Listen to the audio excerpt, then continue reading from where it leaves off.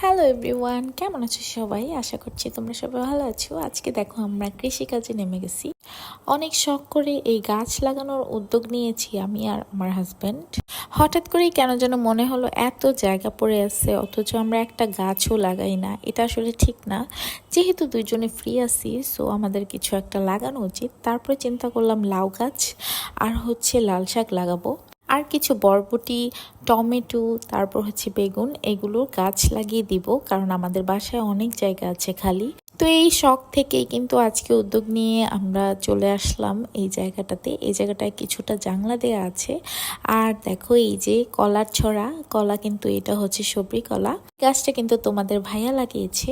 যেহেতু গাছ লাগাতে যাব, সো অনেক বেশি টাইম লেগে যাবে। তার জন্য জাইনের জন্য এই ফ্রাই প্যানটার মধ্যে আমি একটা ডিম পোস্ট করে ওকে খাওয়াই, তারপরে যাব। কারণ ওখানে যাইতে যাইতে কিন্তু আমাদের অনেক বেশি